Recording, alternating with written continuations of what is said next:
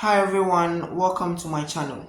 My name is Michael and today I will be talking about the Fetch Decode Execute Cycle, which is the process that helps a CPU execute instructions step by step. If you are curious about how computers work behind the scenes, or you are studying this for school, you are in the right place. I will be breaking it into simple and clear steps so you can easily understand it. So let's get started. Guys, you are welcome to today's episode. As I said earlier, my name is Michael, and today we'll be talking about the fetch decode execute cycle. Okay, so somebody may ask, what is the fetch cycle? What is the fetch decode execute cycle?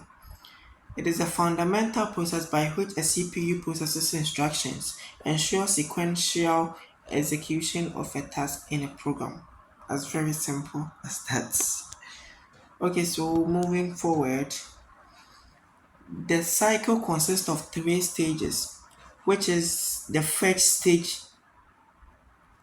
and at that first stage we have the first stage retrieve the instructions from the memory. We have the second stage which interpret the instructions, as we call it, decode. And the third, the last one, we have the execute, the one that perform the instructions. So these are basically the three stages of the cycle, and we are going to take them one after the other. Okay, so we will first of all take the fetch stage. Under the first stage, the purpose of it is to retrieve the next instructions from the memory, and the steps that it takes to retrieve the next instruction from the memory includes the program counter, that is the PC, holds the address of the next instruction, and the CPU send the address to the memory unit via the address bars. And the third one, the instruction is fetched and stored in the instruction register. Okay, and we have the last one, the PC, which is the program counter, is incremented to point to the next instruction. Okay, so we are done with this, the first stage, that is the fetch stage, and also the first stage. Okay, so let's move on to the second stage, as we call it decode stage.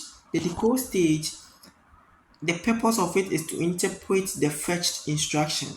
It is going to interpret the first instruction, the instruction that has been fetched. It is going to interpret it, and these are the steps that it uses to interpret it. With the first one is the instruction is in the instruction register, that is the IR, is decoded by the control unit, that is the CU. And the second step is the OP code, that is the operation code, is identified, and operands or memory addresses are retrieved if necessary. And the last but not the least, the CU, that is the control unit, generates control signals. The CU generates control signals for execution. So we are moving on to the last stage, that is the execute stage. And under the execute stage, the purpose of it is to carry out the operation specified by the instructions. These are the steps that it uses to carry out the instructions. The first one is this control unit activate the required CPU components, the required CPU component. And we have the second step, that is for arithmetic or logic operations. The arithmetic logic operation, that is the ALU, processes the data. The third stage is the data is moved between registers, memory, or IO devices if needed. The result is stored in the target location. The last but not the least, status flags are updated. Um, this is where we are going to end. Anyway, thank you for listening. If you have any question, you can leave it in the comment section below. Thank you. See you in my next video.